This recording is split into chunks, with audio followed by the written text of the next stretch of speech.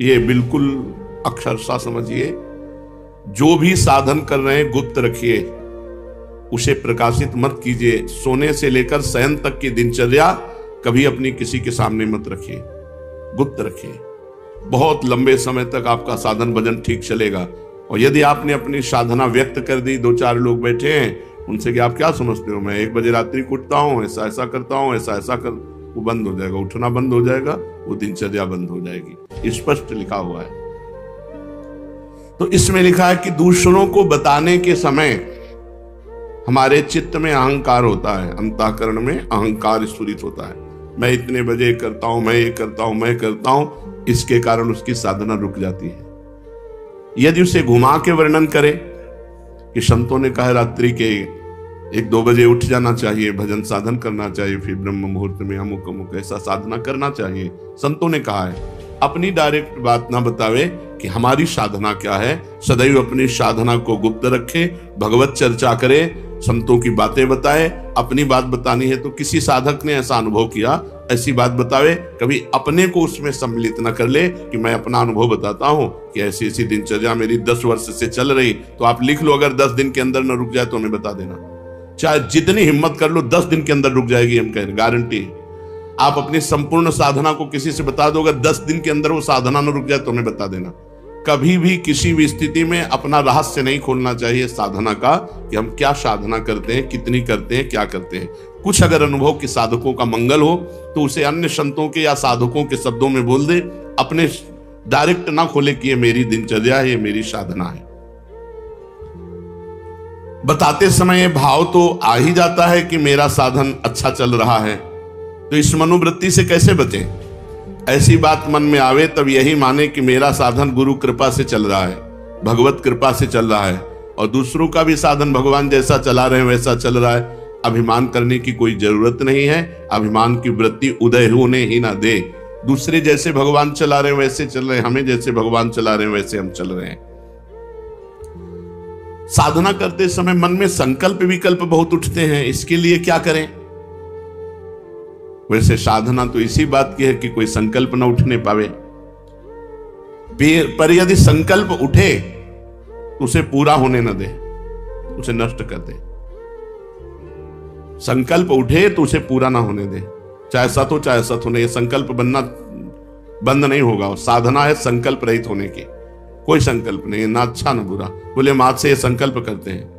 आज से क्या संकल्प करते हैं? हमारा तो जीवन भर का संकल्प है कि भगवान का नाम न छूटे, बस उसी में। अभी तक नहीं पूरा हो पाया संकल्प, तो और संकल्प बना के क्या करें? भगवान का साक्षात्कार करना है, अभी तक नहीं पूरा हो पाया, तो और संकल्प बना के क्या करें? ये जो छोटे छोटे संकल्प उठते हैं, ये करना है, ये देखना है, ये सुनना है, ये भोगना है, इनको नष्ट कर दे। कैसे नष्ट होते हैं? नाम जप करते हुए इनकी उपेक्षा कर दे तो अपने आप ही नष्ट हो जाते हैं। नाम जप बंद ना हो और आप लगाव ना रखें जो अंदर मन संकल्प विकल्प दे रहा है, तो वो नष्ट हो जाएंगे। अगर परमार्थिक शुभ संकल्प कोई हो तो उसे आदर दे दो, नहीं तो परमार्थिक व्यवहारिक दोनों खत्म। बिना संकल्प के चलने दो। संकल्प रहित साधना ही भगवान की प्राप्ति का है। कोई संकल्प नहीं, कोई संकल्प विकल्प नहीं। इतना जपना ये भी संकल्प नहीं, निरंतर जपना है ये संकल्प। हमारे जीवन का लक्ष्य है एक भी श्वास खाली ना जाए, एक भी मिनट व्यर्थ ना जाए। पूछत रीति भभूकत धावत, श्री सेवक जी महाराज लिखे। नहीं, कैसे बदले? भजन का तीव्र अभ्यास। भजन से जब हृदय शीतल हो जाता है तो कोई गाली भी देता है तो उत्तर देने का मन नहीं होता। कोई गुस्सा भी दिलाता है तो इतनी शीतलता है कि गुस्सा ही नहीं आती।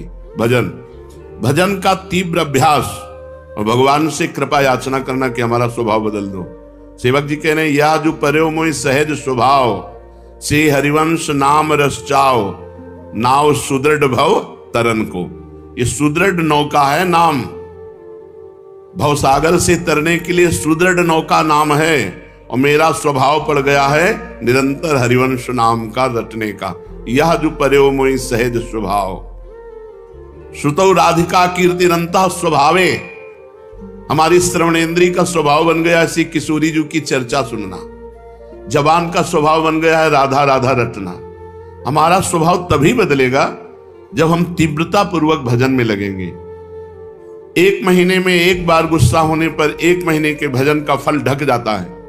12 बार गुस्सा हो गए तो साल भर में तुम्हारे पर रह क्या गए? अच्छे से गुस्सा हो जाने पर 1 महीने का भजन का फल ढक जाता है। ये संत जन बावरे थोड़ी कि मारो तो भी गुस्सा नहीं होते, शांत रहते हैं। तो बोले जो मारने वाला है फिर अगर उसको प्रतिकूलता नहीं दी जाएगी तो और बढ़ जाएगा।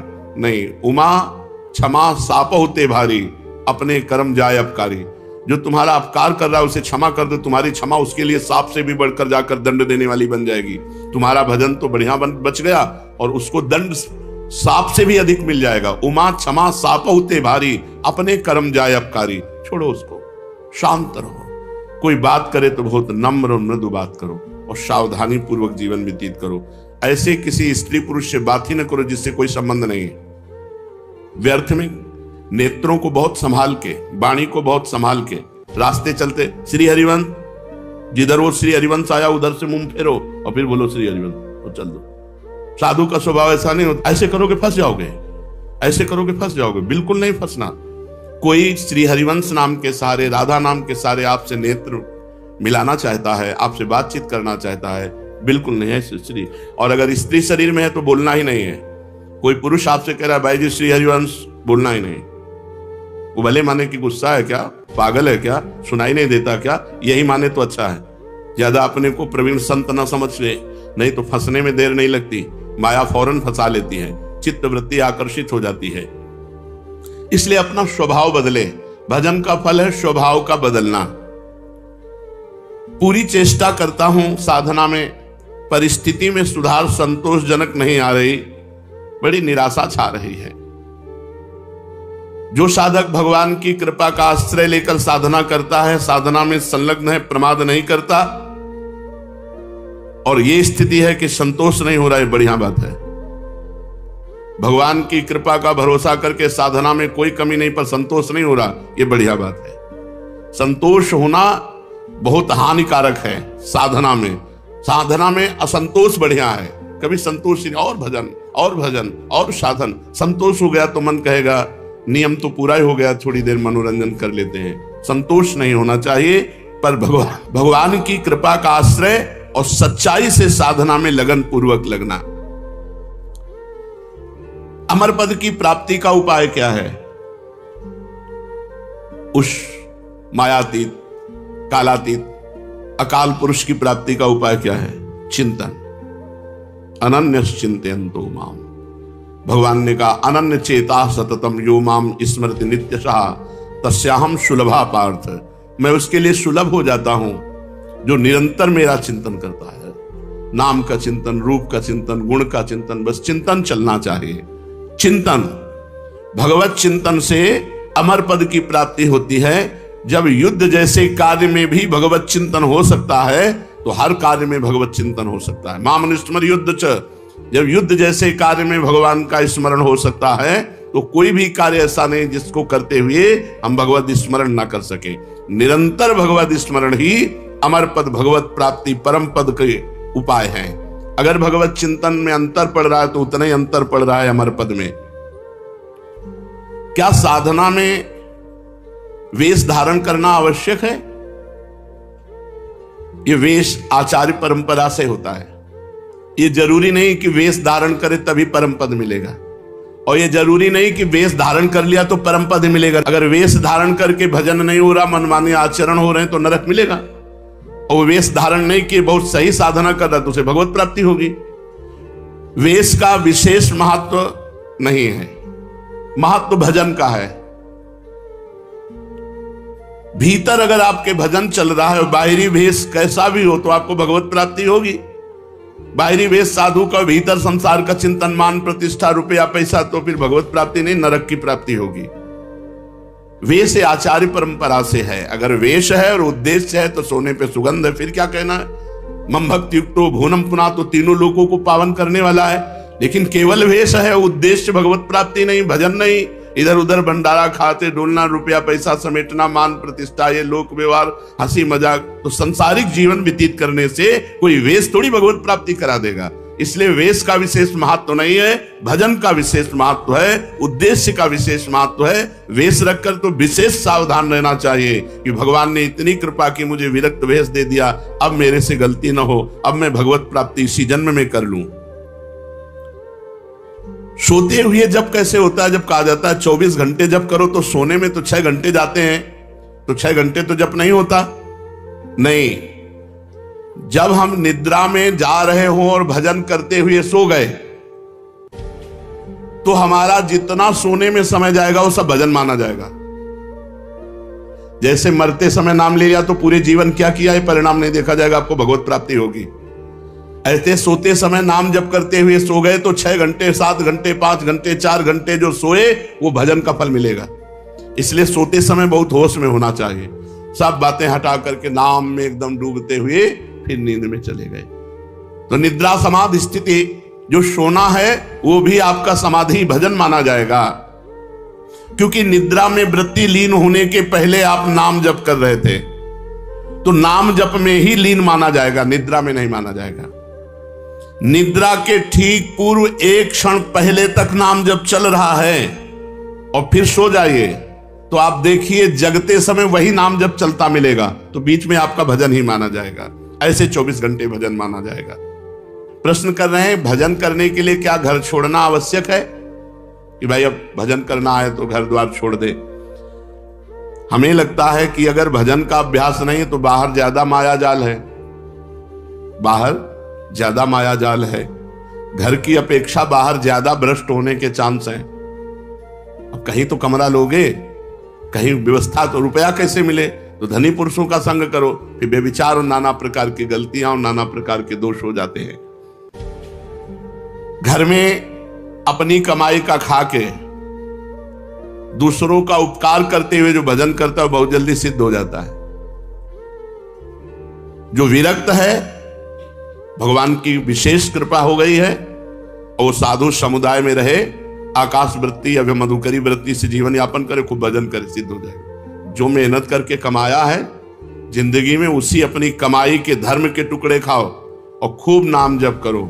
अगर धाम आदि की यात्रा करो तो अपने पैसे से करो, 1 पैसे का किसी से सहयोग मत लो, 1 पैसे की वस्तु किसी से मत खाओ। गृहस्थ धर्म में ऐसे, और विरक्त धर्म में माधुकरी वृत्ति या आकाश वृत्ति से जो भगवान देते हैं, और समुदाय में रहे, क्योंकि अलग रहने पर मनमानी आचरणों के होने की संभावना है, और समुदाय में एक दूसरे की सुरक्षा बनी रहती है। घर में भगवान का नाम लेने से, भगवान में मन लगाने से ज्यादा अच्छा है। हाँ, जो जीवन भर भजन करता रहा है, अब उसने देखा हमारे कर्तव्य का कार्य पूरा, बच्चों का ब्याह हो गया, संसार, ए भाई राधे श्याम, और चला, वो बात अलग है, वो बात अलग है। वो शास्त्र आज्ञा करता चौथेपन में विरक्त होकर के विरक्तों के बीच में रहकर भजन करे, अपने कर्तव्य का पालन हो गया, अब हम भगवान के भजन में चले। कहते हैं कि जो भजन नहीं करता वो आत्महत्यारा है, जो भजन नहीं करता वो आत्महंता है, आत्महत्यारा है। ऐसा क्यों कहा गया? बोले भगवान ने कृपा करके मनुष्य जन्म दिया है, कृपा करके सुविधा दी है कि इस जन्म में प्रमाद से हटकर भजन करके मेरी प्राप्ति कर लो, और अगर आपने नहीं की तो यह अपराध बना और आप आत्महत्यारे कह जाओगे। जो न तरह भवसागर अस समाज नर पाए, स्वत निंदक मंदमति आत्महनन गति जाए। जैसे कई बार बताया है कि भारतीय सरकार किसी आदमी को विदेश भेजे और सारी सुविधा वहां, घर मकान स्त्री पुत्र परिवार सब सुविधा दे, और अपना सरकारी काम बता दे कि ये काम करना है। अब उसने सरकारी काम तो किया नहीं, सरकारी सुविधा का भोग करके बेटी बेटे को पढ़ाया, ब्याह किया, सब किया, सब किया, और जब भारत लौटा तो उससे पूछा गया वो कार्य, जिस कार्य के कारण आपको विदेश भेजा गया था, जिस कार्य के कारण आपको सुविधा दी गई थी, वो कार्य? बोले वो कार्य तो नहीं हुआ, तो वो दंडनीय अपराध होगा और उसे जेल मिलेगी, क्योंकि उसको उस कार्य के लिए सारी सुविधाएं दी गई थी। तो भगवान ने मृत्यु लोक में मनुष्य रूप में हमें भेजा भारत में, किस लिए? जाओ साधन धाम मोक्ष कर द्वारा, साधना करो और अपने जीवन को मुक्त अवस्था में लाओ, भगवत प्राप्ति कर लो। तो लड़का पत्नी परिवार सबका पालन पोषण किया, खूब सब कुछ किया, लेकिन प्रधान सरकारी कार्य भजन करके भगवत प्राप्ति ये नहीं किया, तो आपको जो गति आत्महत्यारे की होती है वही दुर्गति आपकी होगी। हम आपसे और समझना चाहते हैं। कुछ ऐसा कहा जाता है कि अगर राम के साथ सीता की उपासना न करे और कृष्ण के साथ राधाजू की उपासना न करे तो नरकगामी होते हैं, ऐसा सुना है? नहीं, शास्त्रों में जो वर्णन है उसको समझना है। भगवान श्री राम या भगवान श्री कृष्ण का जब आप पूजन करते हैं तो उसी में शक्ति विराजमान है, वो अकेले कभी रह नहीं सकते। शक्तिमान शक्ति में ही विराजमान है, शक्ति शक्तिमान में ही विराजमान है, दोनों अभेद हैं। शक्ति और शक्तिमान कभी अलग हो ही नहीं सकते हैं। इसीलिए भगवान शिव ने अर्धनारीश्वर करके दिखाया, इसीलिए हमारे प्रिया प्रीतम मिलित रूप दिखाए। रूप बेल प्यारी बनी सुप्रीतम प्रेम तमाल, दो मन मिली एक भय श्री राधा वल्लभ लाल। दोनों प्रिया प्रीतम मिलित रूप हैं। यदि रामकृष्ण के उपासकों को नरक जाना पड़े तब तो धोखा ही धोखा हो गया। ऐसा जो कोई वर्णन करता तो धोखा ही हो गया। विवेक पूर्वक यहाँ उपासना करने की भावना है कि जब हम राम जी का उपासन कर रहे हैं तो उसमें सिया जी भी विराजमान है, जब कृष्ण जी की उपासना कर रहे हैं तो उनमें राधा जी भी विराजमान है। वस्तुतः एक की हो ही नहीं सकती, क्योंकि अकेले कभी रहते ही नहीं। शक्तिमान में तो शक्ति विराजमान है, तभी तो, बिना शक्ति के कुछ है ही नहीं। तो जब हम राम जी की पूजा कर रहे हैं तो उनकी शक्ति की भी पूजा हो रही, सिया जी साथ है। जब श्याम जी की पूजा कर रहे हैं तो राधा जी साथ है। तो शक्तिमान को छोड़कर शक्ति की अलग उपासना कर ही नहीं सकता कोई। दोनों पृथक हैं ही नहीं, दोनों पृथक दिखते हुए भी अभिन्न हैं। जैसे श्री हरिवंश सुरीत सुनाऊं, श्यामा श्याम एक संगाऊं, छिन कवौन अंतर हुई, प्राण सु एक देह है दोई। प्राण सु एक देह है दोई, देह दो है और प्राण एक है, मन एक है, रुचि एक है, स्वभाव एक है, वैसे एक है। जो मनुष्य इनको भिन्न भिन्न मानकर पूजा करता है उसको मान सकते हैं, जो अंतराय रखता है। लेकिन भगवान की पूजा करने वाला कभी नरक कैसे जा सकता है? एक बात आपसे पूछते हैं कि भजन जब अनुकूल परिस्थिति होती है तो खूब होता है, और जब प्रतिकूल परिस्थिति आ जाती तो भजन नहीं होता है। बड़ी समस्या है। भजन अमुक परिस्थिति में होता है, वो भजन ही क्या। भजन का अभ्यास परिस्थिति से नहीं, परिस्थिति से ऊपर उठ के हर परिस्थिति में भजन। बड़ी कृपा रही, भूखे रहकर भजन, खा के भजन, सर्दी में भजन, ओढ़ के भजन, गर्मी में भजन, एसी में भजन, हर परिस्थिति में भजन हमारा होना चाहिए। ये देख लो, आहा राधा राधा राधा, और जब गर्मी पड़ रही वो बड़ी गर्मी है, ऐसा नहीं। गर्मी है तो राधा राधा, और एसी है तो राधा राधा, भूखे हैं तो राधा राधा, छके हैं तो राधा राधा। वो भजन ही क्या जो परिस्थिति में हो, अनुकूल परिस्थिति मिली भजन हो गई, और भूखे हैं तो भोजन का चिंतन हो रहा है। नहीं, ये अपने को कसना चाहिए। एक आध दिन भूखे रखकर भजन में करना चाहिए कि देखें हमारा भूख में भजन होता है कि नहीं। पंखा बंद कर देना चाहिए अपने कमरे का, 2-4 घंटे टेस्ट लेना चाहिए शरीर का कि गर्मी में ऐसी ताप में हम कैसे रह सकते हैं। कई वर्षों इनका आनंद लिया गया है, तो वर्षों हितधाम की छोटी कुटिया तक असुविधा ही असुविधा जीवन में रही है। ये तो अभी चंद दिनों की सुविधा है। प्रत्येक परिस्थिति में भजन स्मरण, चाहे प्रतिकूल परिस्थिति हो चाहे अनुकूल परिस्थिति हो, भजन नहीं छूटना चाहिए। जब तुम ऐसा नियम लेकर दृढ़ता पूर्वक भजन करोगे तो फिर प्रतिकूल परिस्थिति में भजन होने लगेगा। अखंड भजन उसी को कहलाता है, वही कर सकता है जो हर परिस्थिति में भजन करता है। साधक के जीवन में कभी कभी दुर्भाग्य का भी अवसर आता है। वो बहुत अपने को हे समझने लगता है। जब जगत उसका अपमान करे, संसार उसकी निंदा करे, कोई उसको पूछे ना, तो उसे प्रसन्न होना चाहिए। यह भगवान के मिलन की बात आ रही है। सम्मान, अनुकूलता, सुख ये भगवान से अलग करते हैं। अपमान, प्रतिकूलता, दुख ये भगवान के सम्मुख करते हैं। जब अपमान होने लगे, निंदा होने लगे, कोई पूछे ना, तो जय जय, कितना आनंद, सीधे भगवान से चित्त लगाओ, सीधे भगवान के चिंतन में डूबो। यथार्थ में उसका सौभाग्य अब उदय हुआ है, ये दुर्भाग्य नहीं है। जब जगत उच्च आसन पर बैठालता है और वाह वाह करता है और भेंट पूजा चढ़ाता है, इसे दुर्भाग्य समझना चाहिए। यह है अध्यात्म का उल्टा मार्ग। संसारिक यही चाहता है कि जाते ही सबसे ऊंचा आसन मिले, वो बड़ा माला पहनाया जाए, और यहां कह रहे हैं वो दुर्भाग्य है। सौभाग्य यह है कि जब कोई पूछे ना, उसे अब बड़ा भाग्य का विषय यही है, ये हम अब अनुभव करते हैं। ये सौभाग्य ना मानो कि वाह वाह बड़ी यश कीर्ति। दुर्भाग्य को यहां सौभाग्य माना जाता है। जब कोई पूछे ना, कोई अपमान करे, तिरस्कार करे, ये बड़ा सौभाग्य। एक बात और बताइए कि ये प्याज लहसुन पवित्र भूमि में उपजता है, फिर इसे क्यों खाने के लिए वर्जित किया गया है? प्याज लहसुन कोई कंपनी में तो बनाया नहीं जाता कि भाई गंदी बात है। जहां आलू उत्पन्न होती है, जहां गाजर उत्पन्न होती है, मूली उत्पन्न होती है, ऐसे ही प्याज लहसुन उत्पन्न होता है पवित्र भूमि में, फिर इसे निषेध क्यों किया गया कि ना खाया जाए? प्याज लहसुन घोर तामसिक वृत्ति है, इसके खाने से घोर तमोगुण बढ़ता है। आलस्य, निद्रा और भजन में मन ना लगना और गंदे भावों का उदय होना इससे होता है। इसलिए संतों ने इसे मना किया है, क्योंकि आहार शुद्धि से ही मन शुद्धि होता है। जैसा खाओ अन्न वैसा बने मन। इसलिए आध्यात्म की उन्नति की इच्छा रखने वाले साधकों को कभी प्याज लहसुन पड़े हुए भोजन को नहीं पाना चाहिए। और जिस रसोई में मांस बनता हो, उस रसोई में, उस पात्र में बने हुए खीर पूड़ी रोटी दाल भी नहीं पानी चाहिए। शुद्ध अंतःकरण हुए बिना सिद्धि नहीं मिलती, और बुरे भाव आते हैं तो अंतःकरण शुद्ध नहीं है। पर हम मंत्र जप कर रहे हैं तो क्या सिद्धि प्राप्त हो जाएगी? हां, प्राप्त हो जाएगी, क्योंकि मंत्र परम शुद्ध है। हम जप रहे हैं, हमारे भाव अशुद्ध हैं, तो मंत्र धीरे धीरे अशुद्ध भावों को काटकर परम सिद्धि प्रदान कर देंगे। और ये भूत प्रेत कोई कोई सिद्ध कर लेते हैं मंत्र से, इनकी क्या गति होती है?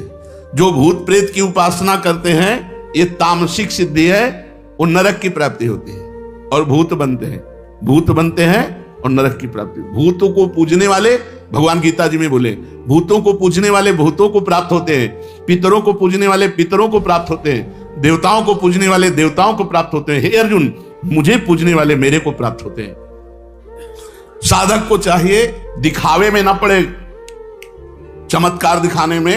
ये भूत प्रेत की, यक्षिणी गंधर्व, इनकी सिद्धि मंत्र है इनके, ये थोड़े दिनों में सिद्ध हो जाते हैं। तुम क्या बोल रहे हो, तुम क्या सोच के आए हो, तुम कहां से आए हो, तुम्हारा क्या नाम है, ये सब बातें। इससे बड़ी पूजा बढ़ेगी, सम्मान बढ़ेगा, लेकिन जाना पड़ेगा नरक ही। भूत प्रेत योनि की ही प्राप्ति होगी। दंडवती परिक्रमा श्री सदगुरुदेव भगवान के चरणों की आश्रित हो रही थी। आगे आगे पूज्य महाराज जी पीछे पीछे।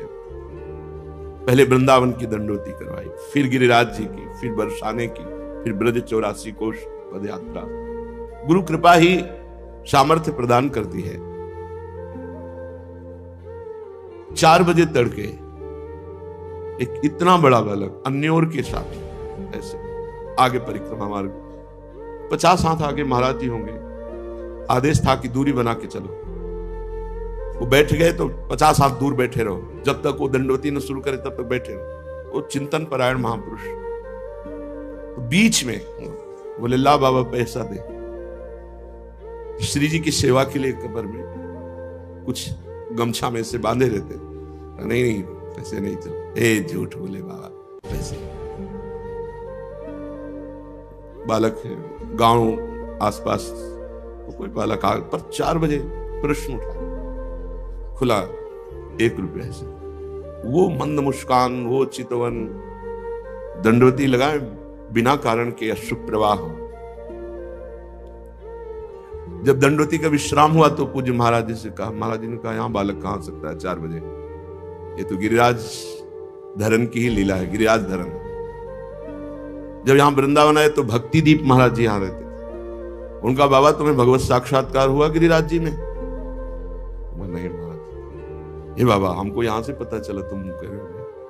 वो क्या पता चला महाराज? बोले एक बालक नहीं मिला? हाँ, अन्योर के पास एक बालक ऐसे। बोले वो गिरिराज धरन ही थे। श्री जी में उनका बहन भाव, बड़े सिद्ध महापुरुष भक्ति दीप जी महाराज। ये दंडवती परिक्रमा, ये धाम का आश्रय भगवत प्राप्ति के लिए बहुत पर्याप्त है। बस अपने जीवन की धारा परमार्थ से गिरने ना पावे, निश्चिंत हो जाओ। ये लाखों प्रकार की साधनाएं एक तरफ और धाम का आश्रय वास एक तरफ, ये बहुत बड़े साधन से परिपूर्ण अवस्था को प्राप्त महापुरुष है श्रीपाद प्रबोधानंद जी। सन्यास में कृपा शब्द नहीं है, सन्यास में साधन शब्द ही है। कृपा शब्द तो वैष्णव पद्धति में, भक्ति में है। महाप्रभु चैतन्य देव की कृपा से श्री धाम वृंदावन का और वृंदावन के रसिकों के कृपा कटाक्ष से जो प्राप्त हुआ, तो कह रहे सर्वम त्यक्त्वा, सब कुछ छोड़ करके, शरण मगमम श्रील वृंदावनम त्वाम, मैंने अगम वृंदावन की शरण ली, जो बड़ा दुर्लभ है, आप लोगों को कृपा से प्राप्त हुआ है। तो आपको लगता है वृंदावन वास कोई कठिन है? अरे वृंदावन वास कठिन मेरी माई, रसिकों ने लिखा है, बहुत कठिन है वृंदावन वास। ये तो सहज हो गया, जैसे तैर कर जाना बड़े बड़े खतरनाक जल जंतुओं के बीच से, बड़ा कठिन, लेकिन सुदृढ़ जहाज मिल गया जल का, तो बैठकर खिलते हुए पार हो गए। ऐसे हरिवंश प्रताप रूपी जहाज पर बैठ गए तो सीधा वृंदावन का वास, उपासना, ये सब सहज हो गया। बहुत ध्यान देने योग्य बात, बिल्कुल विचलित नहीं होना। इसका मतलब यह नहीं कि प्रमाद स्थिति में मनमानी आचरण करना, बात को समझना है। सर्वम त्यक्त्वा शरण मगमम श्रील वृंदावनत्वाम अत्वयि अत्यंता क्षमम करवम कोटि संख्यापराधम। आपके ऊपर मैं जब वास करने लगा, आपकी शरण लेकर, तो ठहरा अपराधी जीव तो करोड़ों अपराध किए। त्वयि अत्यंता क्षमम करवम कोटि संख्यापराधम, पर आप इतने दयालु हैं कि आपने मेरा हाथ नहीं छोड़ा। करोड़ों अपराध करने पर भी आपने क्षमा किया और हमें वास दिया। श्री धाम वृंदावन चाहे तो 1 मिनट में ऐसी आपकी चित्त वृत्ति कर देगा कि हम हाथ जोड़ें, आपको सब सुविधाएं दें, तो भी आप नहीं रुकोगे, भाग जाओगे। और श्रीधाम पकड़ लेना तो रोज आप अपमानित हो, कड़वे वचन सुनो, हर अव्यवस्था हो, तो भी आपके मन में नहीं आएगा कि मैं वृंदावन छोड़ दूं। यही लगेगा कि नहीं, यही वृंदावन वृंदावन। और ये आता भी नहीं है कि मैं वृंदावन वास करूं बिना श्री जी की कृपा के। श्री राधिका कृपा बिनु सबके मनन गम्य। अभी जब आ रहे थे तो एक भगत अपने भाव प्रस्तुत कर रहे थे कि मैं बार बार तो आ नहीं सकता, एक बार दर्शन किए और कोई जीवन तो हमें यहाँ बिताना नहीं। तो फिर हमें अच्छा नहीं लगा, फिर हम माइक ले आऊंगा, ए भाई हमें जीवन भले यहां बिताने को ना मिले, लेकिन हम यही बोलेंगे कि मेरा जीवन यहां व्यतीत हो जाए। हम हर बार यहां आवे और हर बार यहां मांगे कि प्रभु भले हमें अखंड वास न दो, लेकिन जब मरे तो आपकी रज में मरे, इतनी कृपा कर दो। तो धाम में जो पधारता है धामी देख लेता है, धामी है श्यामा श्याम। अरे आकांक्षा नहीं होती, आकांक्षा नहीं हो सकती बिना किशोरी जी की कृपा के।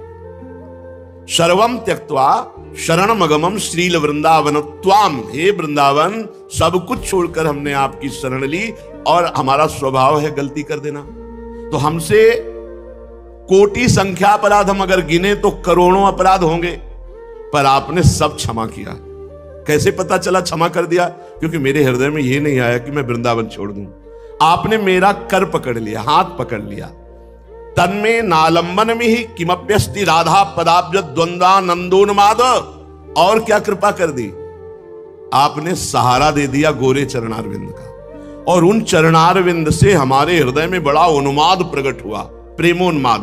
मदवनम त्वम ना चेन्नैव नैव, मैं बड़े आम में घूमता हूं हमारे माई श्यामा जी को राज। ये मस्ती, यद्यपि मैं अपराधी हूं, पर वृंदावन की कृपा से गोरे चरणारविंद की ठसक मिल गई, और मैं उसी उन्माद में, मद में, मदवनम श्री वृंदावन में मद में उन्मत्त होकर राधा राधा राधा हमारे माई श्यामा जी को राज, मेरे प्राणनाथ श्री श्यामा। अब मुझे विश्वास है ना चेन्नैव नैव, आप कभी मुझे त्याग नहीं सकते, आप मेरी रक्षा करेंगे, आप मुझे बचाएंगे, आप मुझे प्रियालाल से मिला देंगे, ये पक्का विश्वास।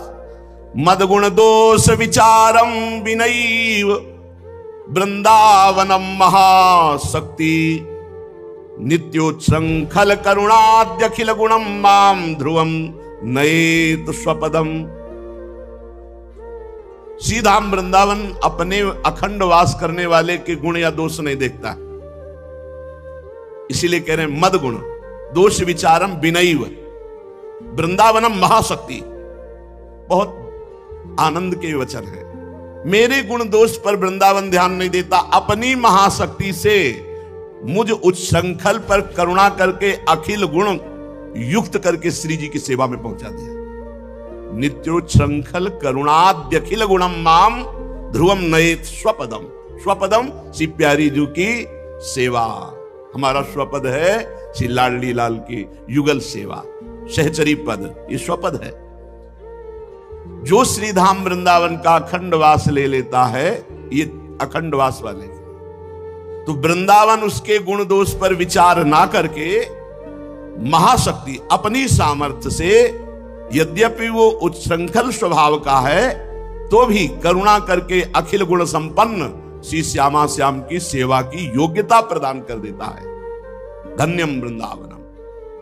श्री वृंदावन वर्तिनी यत्र क्वचनापि सापराधस्य, राधा कृष्ण द्रोहिण उरुतर नरकात् कदापि नोद्धारः।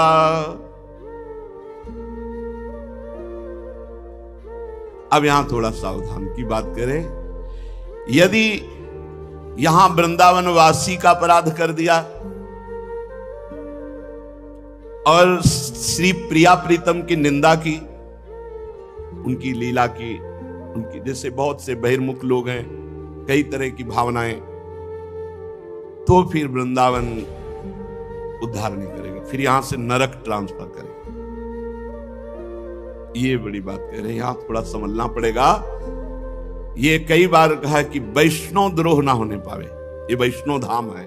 और सब जैसे काम की गलती, क्रोध की गलती, लोभ की गलती, मोह की गलती, ये सब संभाल लेंगे वृंदावन। आगे कहा है गुण दोष विचारम भी नहीं वृंदावनम महाशक्ति नित्योच्छृंखल। पर डरो, श्रीधाम वृंदावन के वासी के अपराध से डरो। अगर उस अपराध बन जाएगा और आप प्रिया प्रीतम श्री श्यामा श्याम का द्रोह करोगे, तो कह रहे हैं कि बहुत काल तक वास करने पर भी उसे नरक जाना पड़ेगा, ऐसा श्रीपाद लिखा। ये बात से थोड़ा डरना है। वैष्णव अपराध से बहुत बार चर्चा हुई है, वैष्णव अपराध धाम बर्दाश्त नहीं करता। इसमें वैसे तो अभी तक ये पाया था कि धाम में ही दंड मिलेगा, लेकिन स्पष्ट इसमें लिखा है उरुतर नरकात कदापि नोद्धारा। जैसे वैकुंठ धाम से पतन होकर मृत्युलोक आना, मृत्युलोक भौम नरक का आ गया है, ये भौम नरक है। परम धाम से वैष्णव अपराध के कारण वैष्णव धाम वैकुंठ से 3 जन्म के लिए उनको आना पड़ा। ये चीज थोड़ा डरना चाहिए साधक को। श्री ध्रुवदास जी ने भी सिद्धांत विचार लीला में लिखा है कि वैष्णव अपराध से, भक्तन के अपराध से डरपत रहो। यह अपराध वज्र की लीक है। काहे को किसी की निंदा करो, काहे को किसी से द्रोह करो। हम गंदे पड़े रहेंगे, वृंदावन काम हमारा बना देगा। 2 श्लोकों में आपने ऊपर सुना, लेकिन जो तीसरा श्लोक है, ये इसमें इतनी सावधानी रखनी। ये तभी हो सकता है जब आप अपने को नीच देखेंगे। जो अपने को नीच देखता है उसको दूसरे को बुरा देखने का समय नहीं रखता। बुरा तो तब देखे ना जब हम अच्छे हों। हम अपने अंतःकरण को जब देखते हैं तो पता चलता है, जैसे घोड़े की लगाम को खींच करके पकड़े हुए कोई बैठे हो, ऐसे बैठे हैं। अगर वो लगाम छोड़ दें तो अभी सब गड़बड़ हो जाए। इसका मतलब है कि हम बलहीन हैं, हम अधम हैं। अगर हम चल पा रहे हैं तो अपनी स्वामिनी जी की कृपा से, अपने गुरुदेव की कृपा से, तो हम दूसरे पर दोष दर्शन का अधिकार कैसे रख सकते हैं? गुणाभिमान ही पर दोष दर्शन करता है, इससे बचो। जो भी चाहे गृहस्थ हो, विरक्त हो, धामवास करते हो या धाम का आश्रय लिए हो, इससे बचो किसी वैष्णव का अपराध। कई संत भगवान पधारे जिन्होंने बताया कि बड़ी अच्छी स्थिति, वो बताए तो अच्छी स्थिति होती, पर बोले पता नहीं कैसे संत अपराध बन गया कि सब नष्ट हो गया। ऐसा है, जहां वो अपने में गुणाभिमान जागृत होता है, दूसरे संतों में हे बुद्धि होती है, वो चाट जाती है। भगवान से मनाए कि कभी हमसे वैष्णव अपराध न बने। प्रभु से प्रार्थना करें कि आपके जनों का कभी अपराध न बनने पावे। इसीलिए बड़े बड़े वैष्णव जन बहुत डरते हैं। श्री वृंदावन वर्तिनी यत्र क्वचनापि सापराधस्य, राधा कृष्ण द्रोहिण तो उरुतर नरकात कदापि नोद्धारा। जो राधा कृष्ण के प्रति दोष दर्शन, द्रोह, निंदादि करे और वृंदावन वासी की निंदा करे, तो बोले उसका फिर नरक से उद्धार नहीं हो सकता। जैसे भगवान शिव ने भी कहा, जो प्रिया प्रीतम में भेद करके राधा कृष्ण में भेद करता है और निंदादि, दोष दर्शन आदि, तो फिर उसकी निश्चित दुर्गति होती है। तो प्रभु में दोष दर्शन करने का तो कोई कहीं भी कोई कारण ही नहीं दिखाई देता। आपको जहां ऐसा लगे तो बड़े महापुरुषों से मिल करके अपने मन को निर्मल कर लीजिए। मानो लगता है कि माखन चोरी लीला प्रभु ने क्यों की, चीरहरण लीला क्यों की, रास क्यों किया, तो ऐसे रसिकों के पास बैठो जो आपको सुलझा सके। 2 मिनट में आपका संशय खत्म हो जाएगा। और किसी वैष्णव के प्रति तो इसलिए दोष दर्शन नहीं करना चाहिए कि हमें खुद प्रभु चला रहे हैं तो उसको भी प्रभु चलाएंगे। अगर उसमें कोई कमी है तो श्यामा जी, लाल जी कृपा करके उसे हम क्यों निंदा करें। हा वृंदावन राधा तत्प्रिय सर्वस्व उच्च कई रघवान त्वय्यहमति भय कंपित आशम त्वं मेत्र संभवत शरणम। हा वृंदावन, हा राधा किशोरी, हा राधा प्राणनाथ, प्रिय श्याम सुंदर, मुझे डर लग रहा है ये भय कभी न बनने पाए। कभी आपके प्रिय भक्त का अपराध और आपके प्रति कभी दोष दर्शन, द्रोह बुद्धि ना होने पावे। मैं एकांतिक भाव से आपके शरण में हूं, मैं भय से कंपित हो रहा हूं, मेरी रक्षा कीजिए, मेरे द्वारा कभी ये अपराध न बने।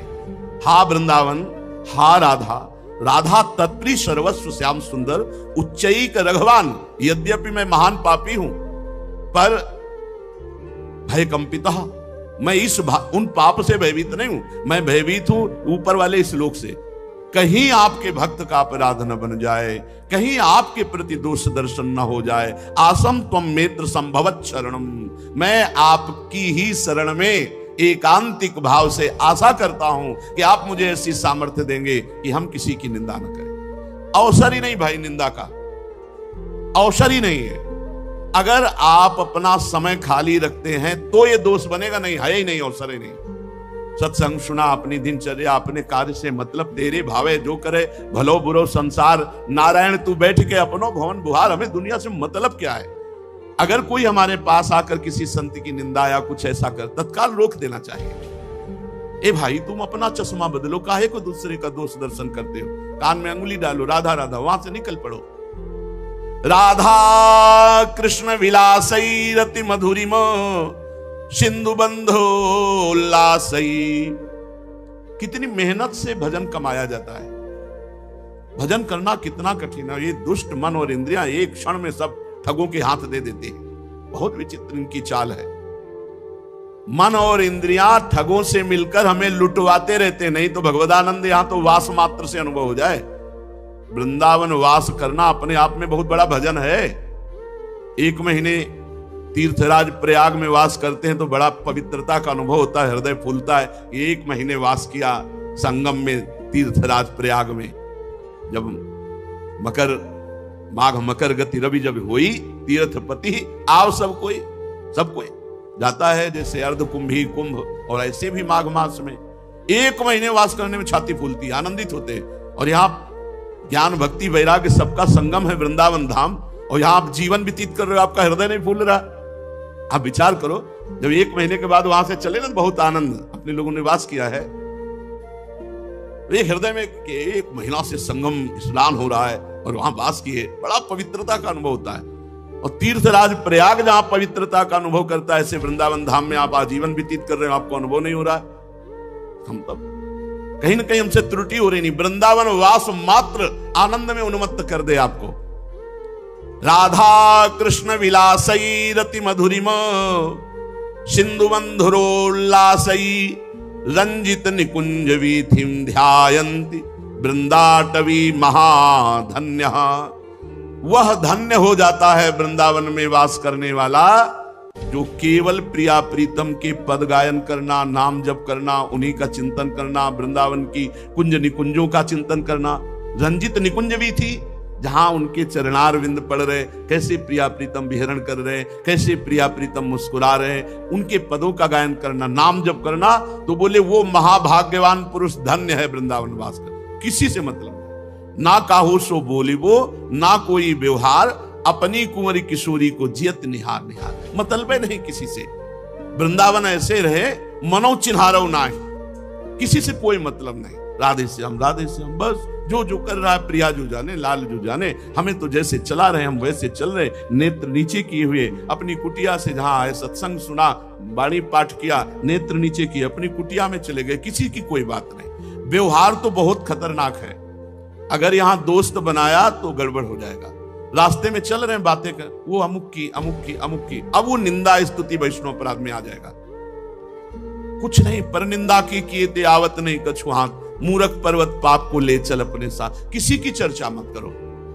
श्री गोस्वामी तुलसीदास जी कह रहे हैं कि जो भगवान से विमुख है, जो निरंतर नाम जप नहीं कर रहे, ये नरक रूप प्राणी हैं, इनसे ज्यादा बात ना करें। ये अपराध बिल्कुल संभव है, बहुत जल्दी अपराध बन जाए।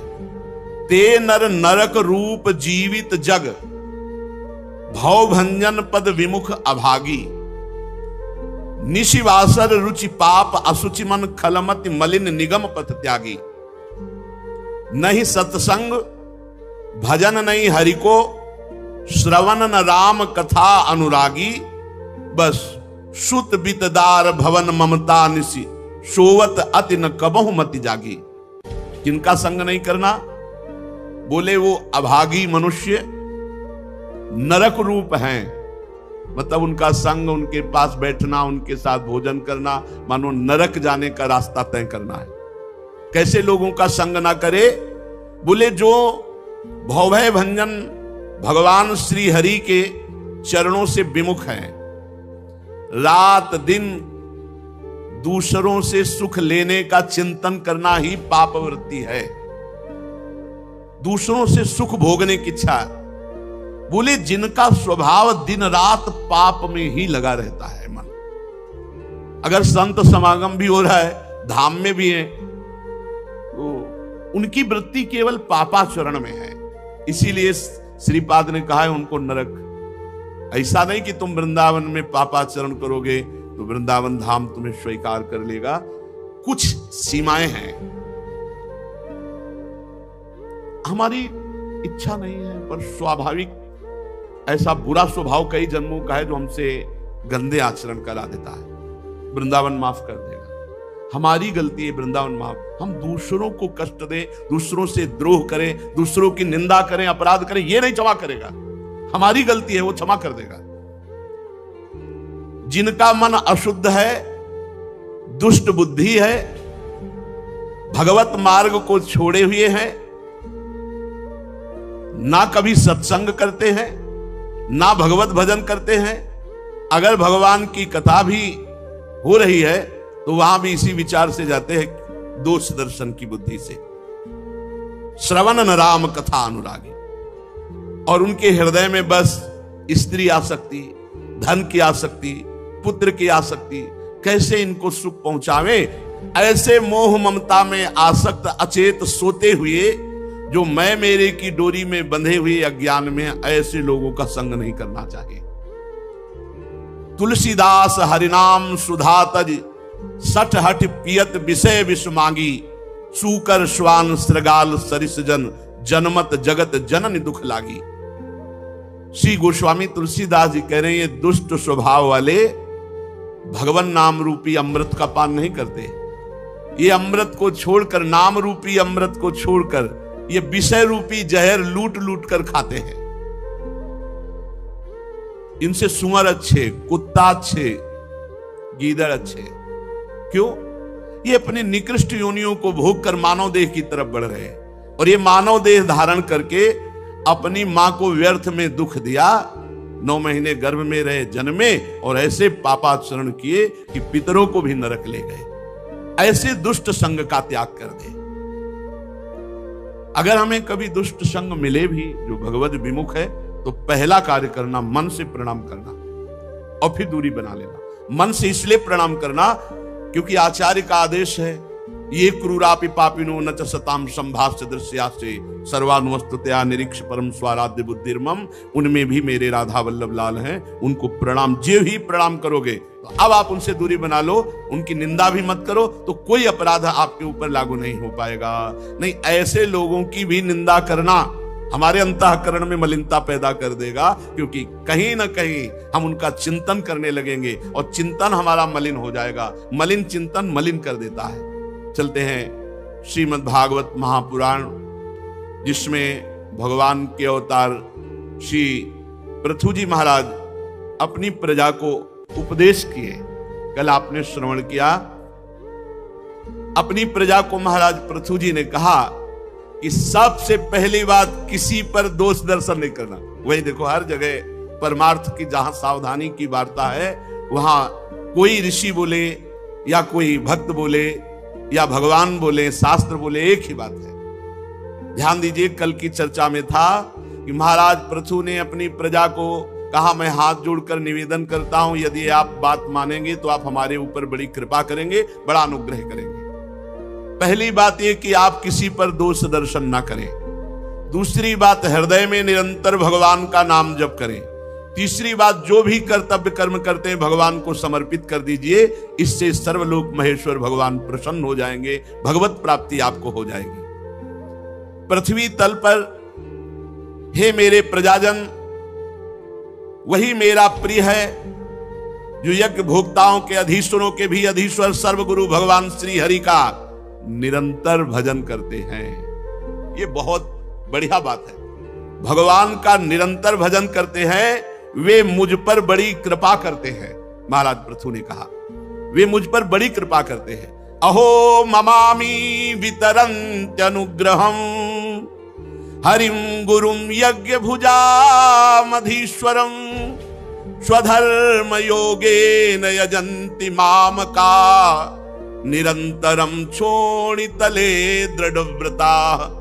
वो मेरे ऊपर बड़ी कृपा करते हैं, जो मेरी प्रजाजन है, जो यज्ञ भोक्ताओं के अधीश्वर भगवान श्री हरि का निरंतर भजन करते हैं। दो अगर बिगड़ गए तो साधना को चौपट कर देंगे, इसीलिए थोड़ा जबान संभाल के खाओ और दिमाग होश रखकर संग करो। ये कोई एक सौभाग्य का विषय नहीं कि स्त्री मिल जाए या पुरुष मिल जाए या खान पान के मारा घूम रहा है संसार इसी में। तुम सौभाग्यशाली हो जो इसके त्यागी हो, इसका त्याग कर रहे हो, ये तुम्हारा सौभाग्य है। ये सौभाग्य नहीं कि कोई स्त्री मिल जाए या किसी स्त्री को पुरुष मिल जाए भोगने के लिए, नरकी गतियों में भी ये मिलता है। ये तो हर जीव भोग रहा है। धन्य है वो काछ वाच मल निश्चल राखे, धन धन जननी तेरी रे। धन्य है वो, उसकी मां धन्य है जिसका काछ जनेन्द्री पवित्र, वाकेंद्री पवित्र और मन पवित्र। जो लंगोटी का पक्का, जबान का पक्का, मन का पक्का। अगर जीवन भगवान को दिया है तो ये पक्का कर लो कि चाहे विश्व की सुंदरी आ जाए, चाहे विश्व के देवराज ही क्यों ना आ जाए, दोनों पक्षों में बिल्कुल निश्चित। और जिस दिन तुम्हारा मन खराब हो उस दिन उपवास कर लेना। ये हम दवा बता रहे हैं। जय दिन खराब रहते दिन भोजन मत पाना, पानी केवल पीना, अपने आप ठीक हो जाओगे। कोई अन्न दूषित गया है या कोई संग दूषित हो गया, विचार की अंदर की वृत्ति भी दूषित हो जाती है। अगर बुद्धि कामुक हो रही है, मन परेशान कर रहा है, भोजन छोड़ दो। एक दिन, एक पहर, दो पहर, तीन पहर, चार पहर, जब तक बुद्धि भजन में ना लगे तब तक भोजन ना करो, अपने आप ठीक हो जाएगा। और ब्रह्मचारी हो, इसलिए ऐसा हो नहीं सकता कि भोजन नहीं किया तो आप शक्तिहीन हो गए। ऐसा नहीं होगा। आपके अंदर तेज रहेगा, आपके अंदर उछाली रहेगी, पूरी दिनचर्या होगी। और ये कोई जान न पावे, ये छपवाओ मत कि भैया ये 2 दिन से भोजन नहीं पा रहे हैं। नहीं, हमारा पेट दर्द कर रहा है या हमारे को अनुकूल नहीं पड़ रहा है, स्वास्थ्य ठीक नहीं है। अब सेवा पूरी करो, भोजन बिल्कुल मत करो, अपने आप ठीक हो जाएगा। ये साधन में बहुत जरूरी पॉइंट है, नहीं तो आपको अनुभव नहीं होगा। जिनको ये लगता हो कि गंदे आचरण करते हुए हम भगवत प्राप्ति कर लेंगे, तो हमें लगता है कि बहुत बड़ी भूल कर रहे हैं। वो अचानक भगवान कृपा कर दें तो घोर पापी को भी परम पद दे दे। लेकिन सिद्धांत ऐसा है, संयतेन्द्रिया, अपनी इंद्रियों को बस में रखो। उसके लिए कुछ भी छोड़ना पड़े, कुछ भी छोड़ना पड़े। साधक और विषयी में क्या अंतर है? विषयी भोग प्रधान होता है, साधक भगवत प्रधान होता है। उसे भोग मिले, वो भोगों में राजी हो गया, वो भगवान में राजी होगा, भोगों में नहीं राजी होगा। साधक वही है जो भोगों में राजी ना हो। साधक प्रत्येक भोग भगवान के भजन के लिए करता है। भोजन, पानी, खान पान, व्यवहार, उस विषय को स्वीकार करता है जिससे उसका भजन बढ़े। भजन नष्ट हो जाए ऐसा पहनावा नहीं, ऐसा भोजन नहीं, ऐसा व्यवहार नहीं, ऐसी क्रिया नहीं, ऐसा संग नहीं।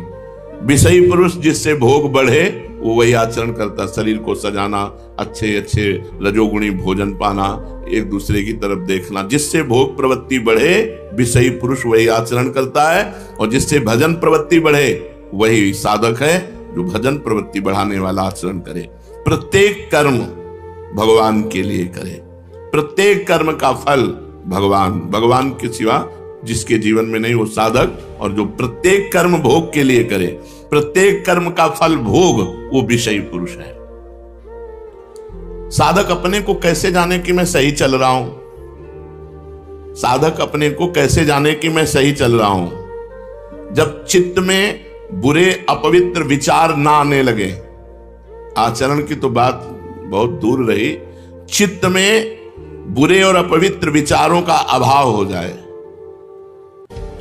जीवन में विनय आ जाए, सबसे झुकना, एकदम दैन्य, विषय चिंतन का अभाव होने लगे और अनुभव हो कि भगवान की अहेतु की कृपा है हमारे ऊपर, शांति, एकाग्रता, आनंद, संतोष, क्षमता और प्रेम ये बढ़ने लगते हैं। जब साधक की साधना सही चलती है तो उसके चित्त में विषय चिंतन नष्ट हो जाता है। विषय चिंतन ही नहीं होता तो क्रिया की बात क्या? तब उसके हृदय में क्रमशः शांति, एकाग्रता, आनंद, संतोष, क्षमता, प्रेम ये जागृत हो जाते हैं। यही साधना की सफलता है। बड़ा डर लगता है अच्छे अच्छे साधकों को भ्रष्ट होते देख करके, अच्छे अच्छे साधकों को भ्रष्ट होते गिरते देख करके बड़ा डर लगता है कि हम कैसे चल पाएंगे जब अच्छे अच्छे साधक गिर जाते हैं।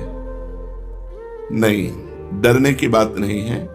जिनको अपनी साधना का अभिमान होता है वही भ्रष्ट होते हैं। जिनको अपनी साधना का अभिमान होता है वही भ्रष्ट होते हैं। साधक परम प्रवीणता पूर्वक जरा भी दोष अपने अंदर जिसको देखे उसको नष्ट कर डाले, दोष पनपने न दे।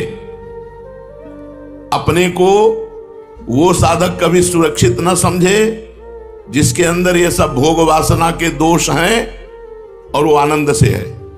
जैसे कांटा चुभा हो तो हर समय परेशानी रहेगी कि निकलना चाहिए, ऐसे हर समय जो हमारे अंदर भोग वासनाएं हैं इनको निकाल फेंकने के अंदर प्रयत्न रहना चाहिए। क्या उपाय करूं?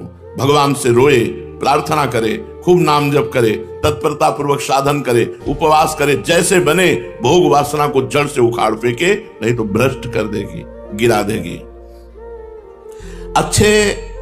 अच्छे साधक कहे जाते हैं पर होते नहीं है वो, तभी वो भ्रष्ट होते हैं। दूर से दिखावे में अच्छे अच्छे कहे जाते हैं पर अंदर से वो अच्छे होते नहीं हैं। दो कारण, पहला अभिमान के कारण भ्रष्ट होते हैं और दूसरा वो अच्छे कहे जाते हैं, होते दम्भी है, पाखंडी होते हैं, तभी वो भ्रष्ट होते हैं। नहीं, अच्छा साधक कभी भ्रष्ट नहीं हो सकता क्योंकि वो कुसंग करेगा ही नहीं। वो कुसंग की वृत्तियों को ही नष्ट कर देगा। जब हर समय भगवान के भजन में लगा है तो कुसंग का अवसर कहां से है?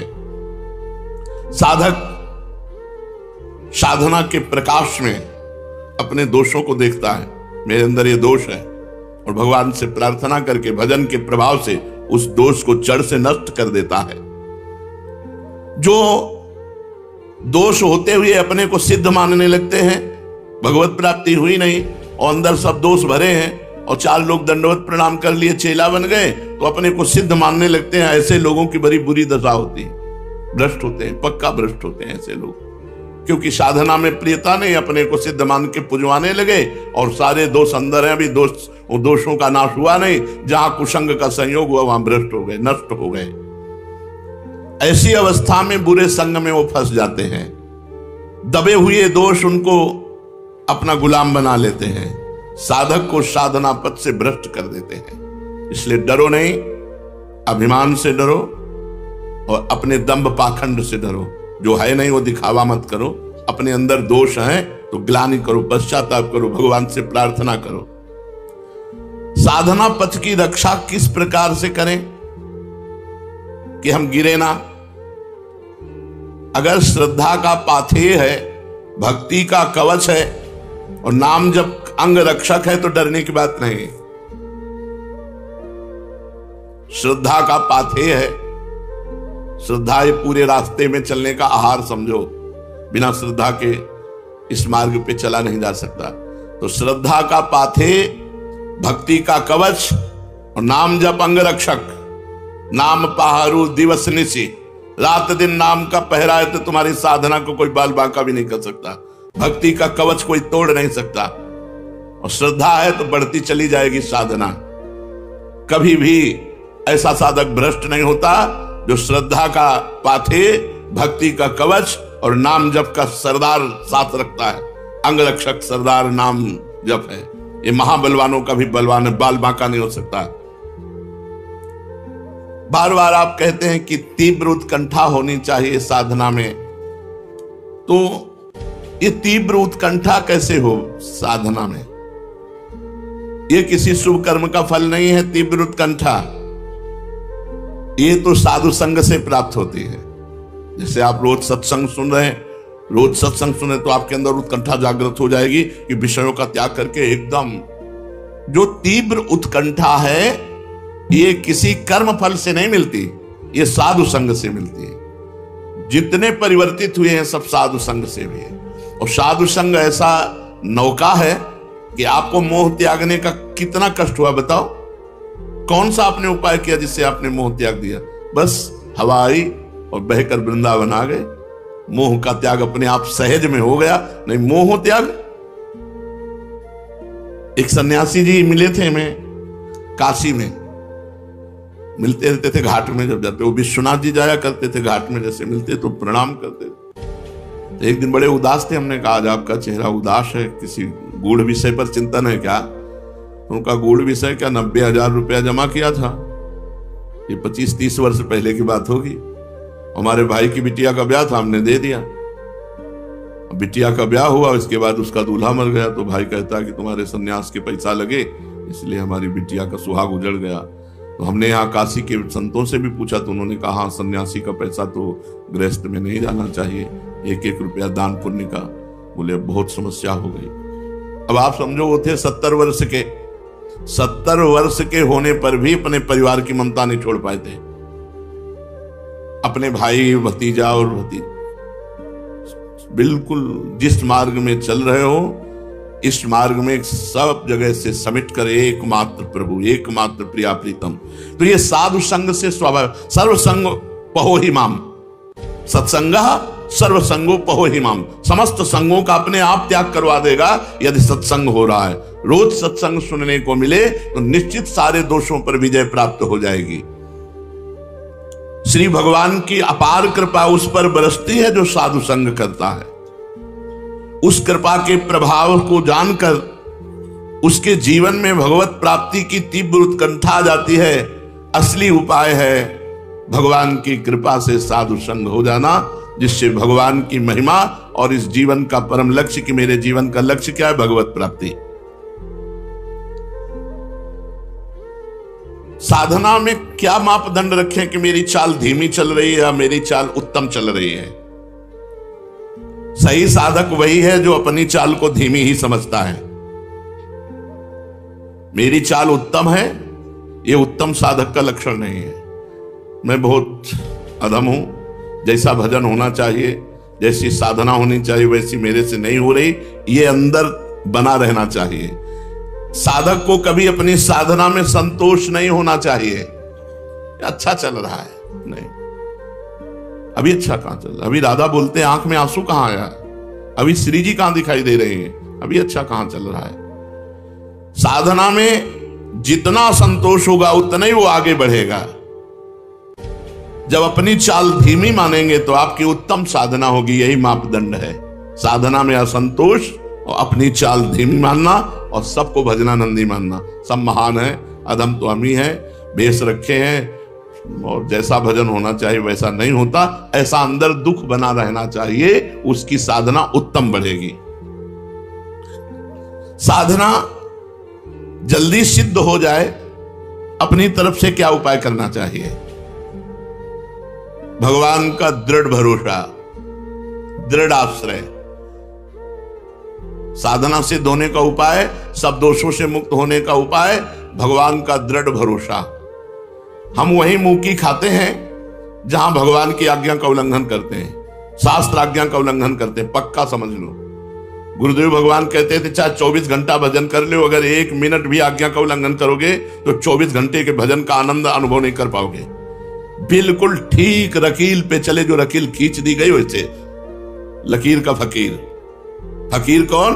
जो लकीर का फकीर, जो गुरु ने लकीर खींच दी कि इस पे चलना है, बस इधर नहीं इधर नहीं, राई के सम चलत ही हो तो और की ओर, राई भर पैर उतार दिए लकीर से तो फकीरी में अंतर आ जाएगा।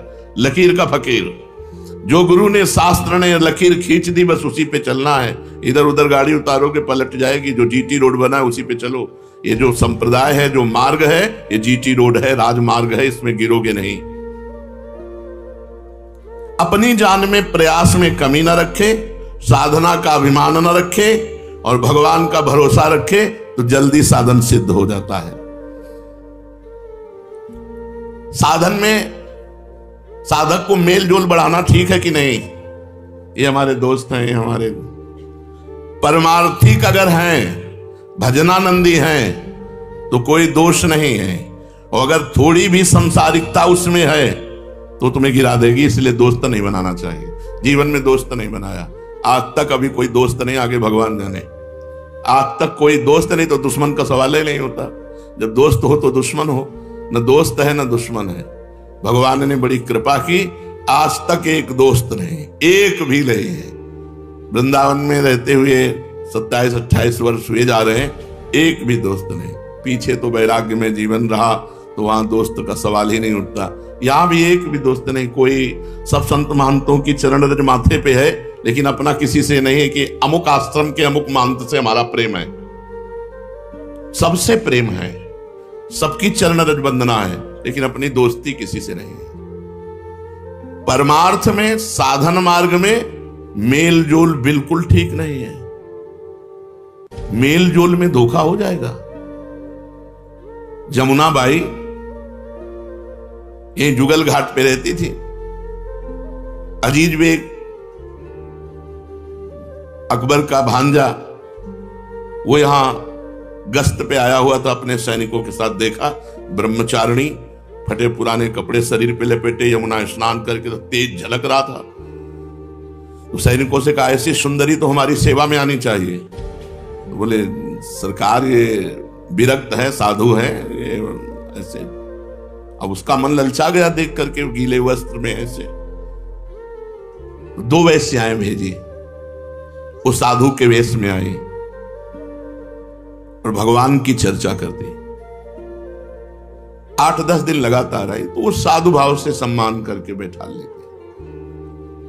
अब जब 10 दिन लगातार आई तो मेलजोल हो गया, हंसना, बातचीत करना, बैठना। वो 2 दिन फिर नहीं आई, फिर तीसरे दिन अगले दिन आई तो पूछना बनता है ना कि आप 2 दिन नहीं आई। तो उनका हमारे यहां एक बहुत बड़े साधु आए हैं, उनकी सेवा में आप दर्शन करेंगे? उनका हरिवंश महाप्रभु की कृपा से ऐसी तो कोई इच्छा है नहीं। तो साधु दर्शन के लिए आप मना करते हैं? चलिए ना, बहुत अच्छे साधु है, आपको आनंद मिलेगा। उनका चलो, महाप्रभु का आदेश है, श्याम श्यामापद कमल संग सिरनायो। किसी भी संप्रदाय का साधु हो, अगर सिद्ध है तो उसके दर्शन मात्र से मंगल तो होता ही है। चलो, मेल जोल पहुंचा दिया हवेली में। जी देखा हवेली, तो उनका हवेली कहां, संत आए तो उनको लगा संत को क्या हवेली और क्या फुटपाथ, मान लो कोई धनी मानी बुला के ले आया होगा। तो जब हवेली में अंदर गए तो बाहर से वैश्याओं ने दरवाजा बंद कर देखा उस अकबर के भांजे को, वो काम की दृष्टि से व्याकुल। अब समझ गए कि मुझे फंसा दिया गया, नजदीक मत आना। लेकिन वो क्या डरे, शासन सत्ता उसके हाथ में थी। जिसके मामा बादशाह हो, बोले तुम्हारे क्या बाप बादशाह है क्या? तो उसके मामा ही बादशाह थे, बादशाह का भांजा। जो ही आगे बढ़ा तो आंख मूंद लिया, कहा श्री हरिवंश श्री हरिवंश श्री हरिवंश। बबर से बीच में प्रकट हो गया, दहाड़ मारी, उनका पैजामा गीला हो गया, बेहोश हो गए। और अंतर ध्यान, ये देखो भागवतिक शक्ति, उनको आना नहीं पड़ा, दरवाजा नहीं खुलवाना पड़ा, अंतर ध्यान होकर अपनी कुटिया में हरिवंश महाप्रभु ने तुरंत उनको कुटिया में, और जो आंख खुले तो उसे वही शेर दिखाई दे, वही तब उसके हृदय में आया कि मैं उनके चलकर चरण वंदना करूं। तो आकर चरण मेल जोल ने जुगल घाट से हवेली पहुंचा दिया था। हो सकता है जिसे तुम संत समझ रहे हो, जिसे तुम अपनी साध्वी मित्र समझ रहे हो, वो तुम्हें गलत जगह फंसा दे। इसलिए बिल्कुल किसी से मेल जोल नहीं। अपनी नियमावली, अपनी दिनचर्या, अपने मतलब, ना अपने घर किसी को आने देना, ना किसी के घर जाना, कभी नहीं। ये जिंदगी में मत रखना। जब ऐसी तेजस्वी यमुनाबाई को फंसाकर मेल जोल में, हवेली में पहुंचा दिया, तो अपने से कितनी बड़ी भी चूक हो सकती है। तो मेल जोल साधना में बिल्कुल ठीक नहीं है। असंगो हम पुरुषा, मैं असंग हूं, किसी से कोई मतलब नहीं। प्रश्नकर्ता बहुत सुंदर प्रश्न कर रहे। ये हम लोगों की जो चाल है, इससे तो लगता है कि पूरी जिंदगी निकल जाएगी, भगवान मिलेंगे नहीं। उत्तर दे रहे नहीं, ऐसा नहीं मानना चाहिए, ऐसा नहीं मानना चाहिए। हमारी चाल तो धीमी है, लेकिन हमारे स्वामी की चाल बड़ी तेज है, भगवान की चाल बड़ी तेज है। भगवान गरुड़ से भी तेज चलते हैं। जो सबसे तेज चलने वालों में है वायु, वायु से तेज चलने वालों में है मन, और मन से भी तेज चलने वाले हैं गरुड़ जी, और गरुड़ जी से भी तेज चलने वाले श्री भगवान है। हमें अपनी चाल पे भरोसा नहीं, भगवान पे भरोसा रखना है। ऐसा नहीं मानना कि हमारी चाल से पूरी जिंदगी व्यतीत हो जाएगी, भगवान तो मिलेंगे नहीं। हमारी चाल तो धीमी है, लेकिन मेरे मालिक की चाल बहुत जोर की है। जिस दिन कृपा करेगा, एक क्षण में हमसे मिल जाएगा। अपने आराध्य देव में तन्मय होना, अव्रागत भजनात्, अखंड भजन तन्मयाहा, उन्हीं में डूबे हुए हैं। अन्य कोई आस भरोस विश्वास संबंध किसी से भी नहीं। प्राणी वस्तु पदार्थ परिस्थिति घटना लोक परलोक किसी से भी नहीं, केवल अपने आराध्य देव से। उसे अनन्य भक्ति कहते हैं। जब अनन्य भक्ति का रंग चढ़ता है तो दृष्टुम, वो मुझे देखता है, तत्वेन, उसको तत्व का ज्ञान हो जाता है, ज्ञातुम, वो पूर्ण रूप से मेरा परिचय जान जाता है, और प्रवेशतुम, मेरे में प्रवेश पा जाता है। तो उसकी दशा क्या होती है? जो अनन्य भक्ति से युक्त महापुरुष है, उसकी दशा क्या होती है?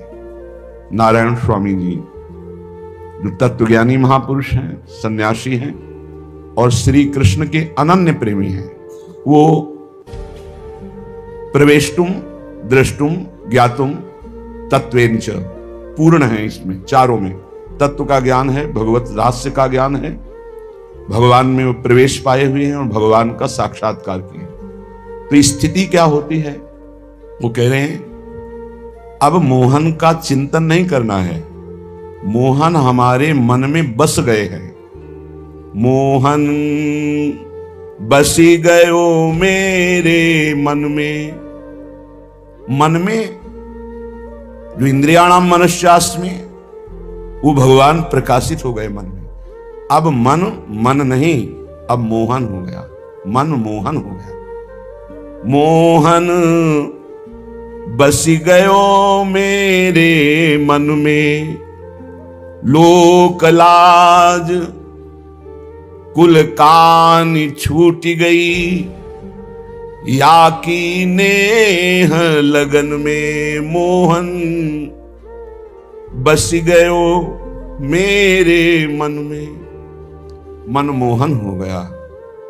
ऐसा प्रभाव पड़ा, अब ना लोक की कहानी, न वेद की कहानी, न कुल की कहानी, इन सब से ऊपर उठ गया, छूट गई। अब एक ही बात रह गई, नेह की लगन, प्रेम। मिला हुआ भी मिलने की प्रबल चाह, देखता हुआ भी देखने की प्रबल प्यास, नेह लगन में। स्थिति क्या है? जित देखूं तित ही वह दिखे, घर बाहर आंगन में। धन्य है जीवन जिसके लिए तरसा जाता है पूरा जीवन। क्या स्थिति आई अनन्य भक्ति के द्वारा, जो प्रभु का रहस्य ज्ञान हुआ, प्रभु का तत्व ज्ञान हुआ, प्रभु में प्रवेश पा गए, प्रभु का दर्शन हुआ, तो मन ही मनमोहन बन गया। अब लोक मर्यादा, कुल मर्यादा, वेद मर्यादा, इस सब से वो ऊपर उठ गया है, लोकातीत हो गया है, वेदातीत हो गया है। अब वो जिधर दृष्टि डालता है उसे अपना इष्ट केवल दिखाई देता है। स्वयं की स्थिति वर्णन कर, कितना महान वो हृदय है जिसमें हर समय प्रभु स्फुरित हो रहे हैं। नहीं तो विषय वासनाओं का जाल बिछा हुआ है, ये वो प्रपंच चलता रहता है। अनन्य भक्ति का क्या प्रभाव पड़ा? जित देखूं तित ही वह दिखे, घर बाहर आंगन में अंग अंग प्रति, रोम रोम में छाए रहो तन मन में मोहन, रोम रोम अंग अंग प्रति छाए रहो तन मन में मोहन, बसी गयो मेरे मन में। अपने अंगों में भी श्याम सुंदर दिखाई दे रहे हैं, रोम रोम श्याम सुंदर में हो गया। घर बाहर आंगन में देखे तो श्याम सुंदर तो दिखाई दे रहे, पर अंग अंग श्याम सुंदर, रोम रोम श्याम सुंदर, पूरा तन श्याम सुंदर और मन श्याम सुंदर। नारायण स्वामी तन में भी वही, मन में भी वही, अंग अंग में वही, रोम रोम में वही। क्या सुंदर झांकी हर समय हो रही। कुंडल झलक कपोलन सोहे, दिखाई दे रहा है नील कमल की सी कांति, अद्भुत चिकने तेजों में कपोल और उनके ऊपर कुंडल की तेजोमयी झलक पड़ रही है। कुंडल झलक कपोलन सोहे, बाजू बंद भुजन में, अजान बाहु विशाल बलशाली, अभयद भुज दंडमूल पीनन शशानुकूल, अजान बाहु जिनकी भुजाओं में बाजू बंद बंधे हुए हैं। प्रभु कंकन कलित ललित बनमाला, नूपुर धुनि चरणन में मोहन, बस गयो मेरे मन में। सुंदर कंकण धारण किए हुए कलाई पे, कमर में करधनी है और ललित बनमाला धारण किए हुए हैं। श्री चरणों में नूपुर बंधे जो अद्भुत ध्वनि कर रहे हैं, और नयन चपल नयन भ्रकुटी वर बाकी, ठाढ़ो सघन लतन में, नारायण बिना मोल बिकी हूं, या की नेक हसन में। नारायण बिना मोल बिकी हूं, या की नेक हसन में मोहन, बस गयो मेरे मन में। बड़े ही चंचल नयन है, बाकी भ्रकुटी है, इसीलिए इन्हें बाके बिहारी कहते हैं।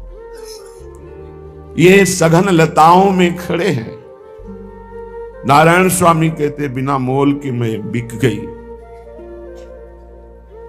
इस प्रेम समुद्र ने डुबो दिया, बिना मोल के बिक गई हूं, या एक मुस्कान में अपने जीवन को समर्पित कर दिया। ऐसे अनन्य प्रेमी जनों के हृदय में धर्म अर्थ काम मोक्ष इनकी किसी की भी चाह नहीं होती। ये साधारण लोग क्या, साधारण भक्तों को समझ में नहीं आ सकता कि भगवान की आराधना करें और उनसे कुछ चाहें ना, कुछ सुख ना चाहें। ये क्या है, कैसा है इनका हृदय।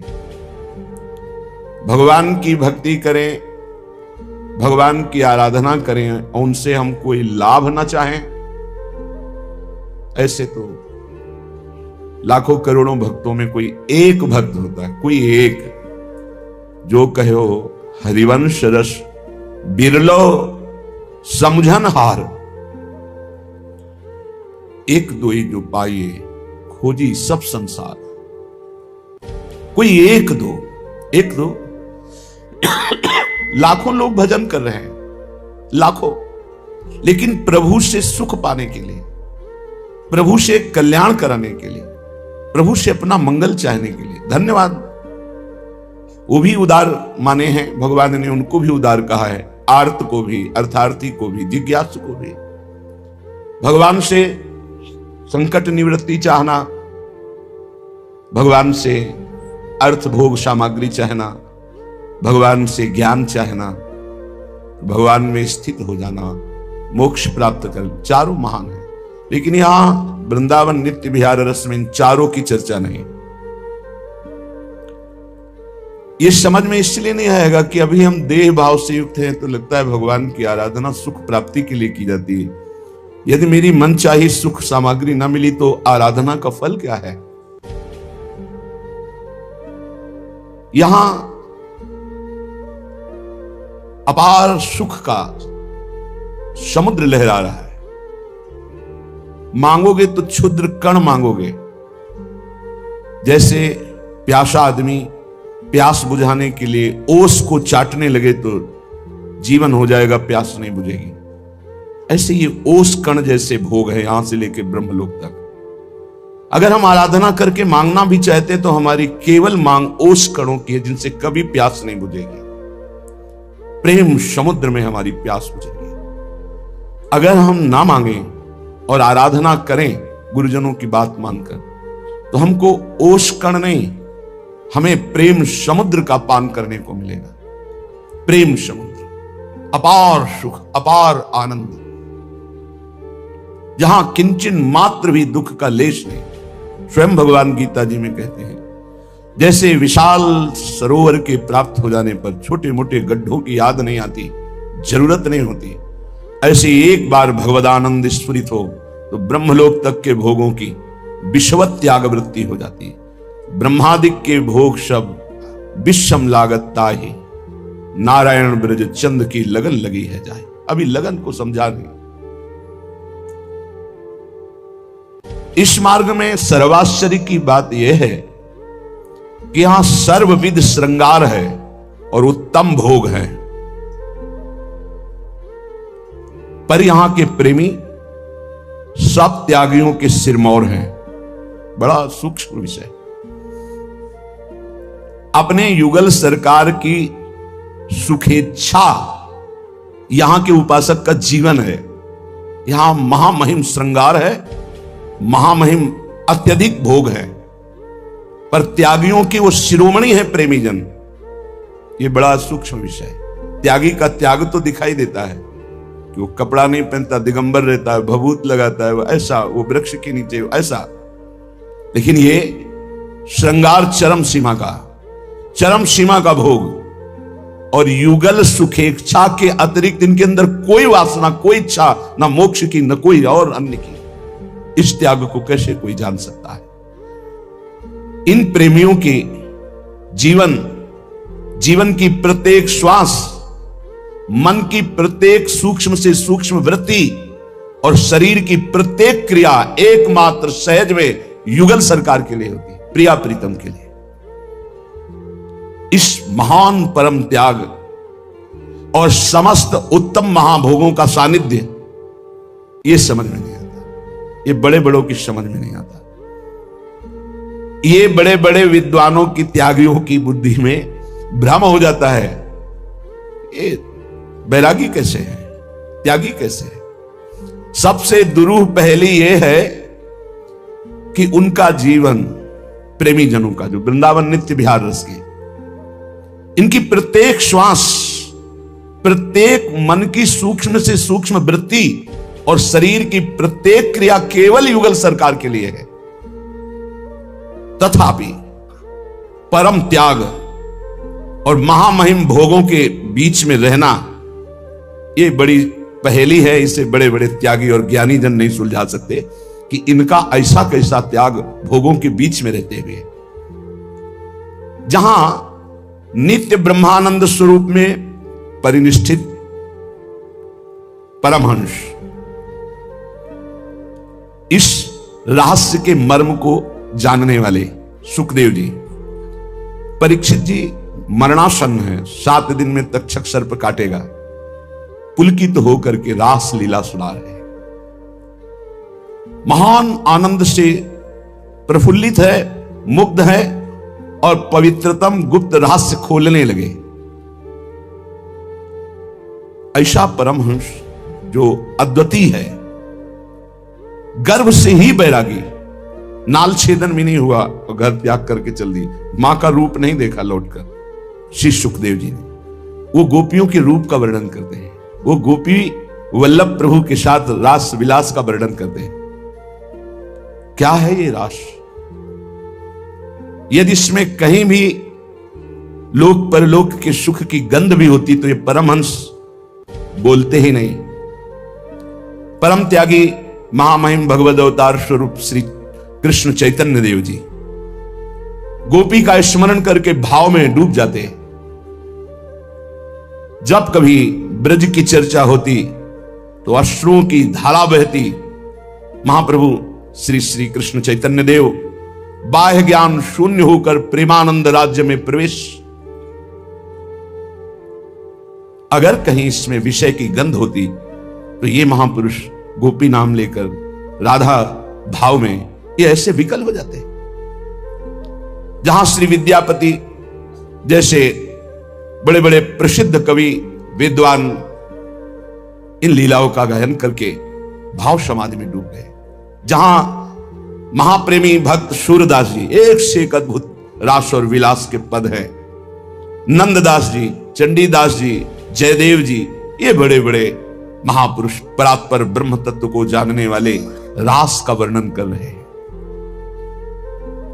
ये प्रेम पीयूष धारा है, इसे कोई देहाभिमानी स्त्री पुरुष भाव वाला कैसे जान सकता है? श्री कृष्ण श्री लाडली जी अभिन्न है। देखो लौकिक व्यवहार में ये सब बातें होती हैं, ब्याह आदि। ये अभिन्न स्वरूप नवनिवृत्त निकुंज में अनादिकाल से, अवतार लीला तो कुछ समय के लिए होती है, नवनिवृत्त निकुंज का परिचय ही नहीं है। अगर कोई बोलने का उत्साह रखता है तो पौराणिक भगवत अवतार लीला का, लेकिन प्रिया और लाल नवनिवृत्त निकुंज श्री वृंदावन का नित्य विहार रस, ये भगवत रसिक रसिक की बातें रसिक बिना को समझ सके ना। साम रहस्योपनिषद में कहा गया है, अनादिरयम पुरुष एक एवास्ति तदेव रूपम द्विधा विधाय समाराधन तत्परो भूत तस्मात् ताम राधा रसिकानंदाम वेद विदो वदंती। वह अनादि पुरुष परब्रह्म परमात्मा अनादिकाल से अपने प्रेम का रसास्वादन करने के लिए दो बन करके खेल रहा है। उस अनादि पुरुष परमात्मा का प्रेम मूर्तिमान राधा, इसीलिए वो परमात्मा राधा की आराधना करता है, राधा आराधन तत्पर। इसीलिए वेदज्ञ पुरुष श्री राधा को रसिकानंद रूपा बताते हैं। तदेव रूपम द्विधा विधाय समाराधन तत्परो भूत तस्मात् ताम राधाम रसिकानंदाम वेद विदो वदंती। व्यवहार की गुंजाइश ही नहीं। राधा तापनी उपनिषद में आता है, एयम राधा यश्च कृष्णो रसाब्धिर्देहश्चैकः क्रीडनार्थम द्विधा भूत। ये जो राधा है यही श्री कृष्ण है, रस के सागर रूप में श्री कृष्ण रूप में, और प्रेम समुद्र का सार रूप में राधा।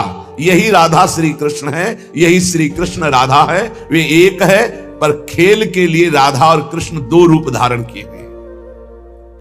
ब्रह्मांड पुराण में भगवान श्री कृष्ण ने कहा, राधा कृष्णात्मिका नित्यम कृष्णो राधात्मको ध्रुवम वृंदावनेश्वरी राधा राधैवाराध्यते मया। मैं सबकी आत्मा हूं पर मेरी आत्मा राधा है। राधा जो क्या है? श्री कृष्ण की आत्मा है, और मैं श्री कृष्ण वृंदावनेश्वरी श्री राधा की राधैवाराध्यते मया निरंतर आराधना करता रहता हूं। वृंदावनेश्वरी राधा राधैवाराध्यते मया, मेरे द्वारा आराधित है। मैं आठों पैर उनकी आराधना में रहता हूं, क्योंकि नित्यम कृष्णो राधात्मको ध्रुवम, श्री कृष्ण की आत्मा है श्री राधा। राधा कृष्णात्मिका, कृष्णात्मिका कृष्ण की आत्मा है श्री राधा। यह कृष्णा सापि राधा च या राधा कृष्ण एव सहा एकम ज्योतिर्द्विधा भिन्नम राधा माधव रूपकम। जो श्री राधा है वही श्री कृष्ण है, जो श्री कृष्ण वही श्री राधा है। ये राधा माधव रूप एक ही परमात्मा ज्योति दो रूपों में प्रकाशित हो रही है, अभिन्न है। कोई भी इनमें भेद बुद्धि यदि करेगा, अवयोर बुद्धिर भेदम च यह करोति नराधमा तस्य वासा काल सूत्रे यावत् चंद्र दिवाकरो। जो मुझ श्री कृष्ण और राधा में भेद करके तनिक भी वर्णन करेगा, उसे जब तक चंद्रमा और सूर्य रहेंगे काल सूत्र नामक नरक भोगना पड़ेगा।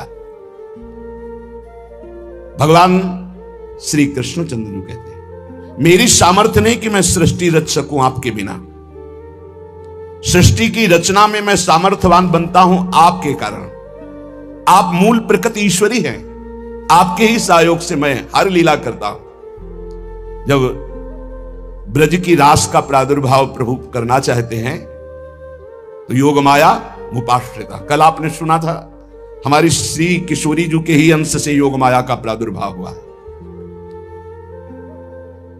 भगवान रपि तारात्रि शरदोत्फुल्ल मल्लिका वीक्षरन्तु मनस चक्रे योग माया मुपाश्रिता। मैं सृष्टि रचना में तभी सामर्थ्यशाली बनता हूं जब आप होते हैं। जैसे मिट्टी ना हो तो कुम्हार क्या बनाए, स्वर्ण ना हो तो सुनार गहना कैसे बना सकता है, ऐसे हे किशोरी जो आप ना हो तो आपके अंश मूल प्रकृति के बिना मैं कैसे परमात्मा सृष्टि की रचना, एक क्षण में अनंत ब्रह्मांडों की रचना आपसे होती है। यदि तुम न रहो तो मैं हूं ही नहीं। समझो, राधा कृष्ण तत्व को समझो। तुम सृष्टि की आधार नहीं, मेरी भी आधार हो।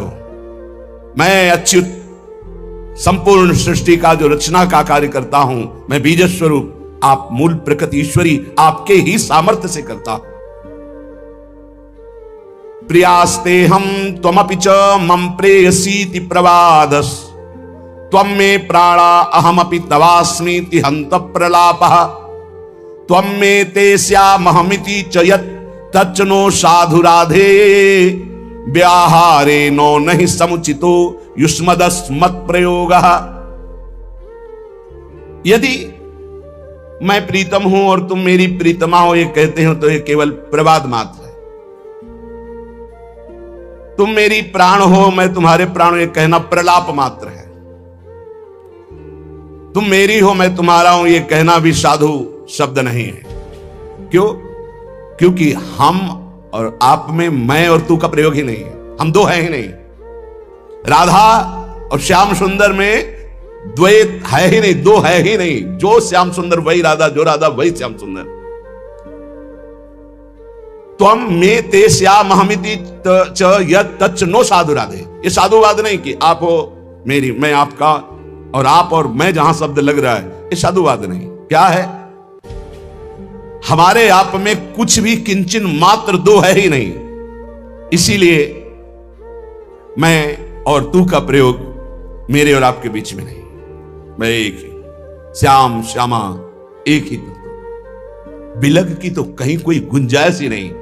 देखो, राज दरबार की चर्चा करने वाला महल के रस को नहीं जानता है, लेकिन महल के रस की वृत्ति को जानने वाला राज दरबार की वृत्ति को जानता है। जो पौराणिक ग्रंथों में बाहर के रहस्य को जानने वाले ज्ञाताजन हैं, वो नित्य विहार रस को नहीं जानते। पूज्य गोकुल रमण रेती में विराजमान महाराज श्री गुरु शरणानंद जी, राधाष्टमी का उत्सव चल रहा था, हितदास बाबा विराजमान थे। जब पूज्य श्री के बोलने का अवसर आया तो आपने स्पष्ट शब्द बोले थे कि मैं घर के बाहर की बात बता सकता हूं, अंदर की बात नहीं बता सकता, इसलिए हम दरवाजे की बाहर की बात करेंगे, अंदर की नहीं।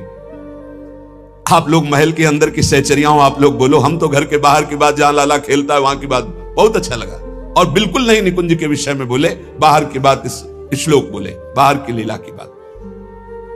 जो नवनिवृत्त निकुंज का विलास है, धर्म सम्राट करपात्री जी महामहिम ज्ञान समुद्र पर जब ये बात आती तो कहते राधा गूढ़ तत्व है, राधा महान गूढ़ तत्व है। ये कोई राधा रसिक ही इसकी व्याख्या कर सकता है। शब्दार्थ तो आप जिस ग्रंथ का कहो उसका हम कर दें। और श्रीमद राधा सुधानिधि का बहुत अच्छा शब्दार्थ करते, पर ये जरूर बोलते जाते कि इस राधा रस का रसास्वादन किए रसिक ही कोई रहस्य वर्णन कर सकता है।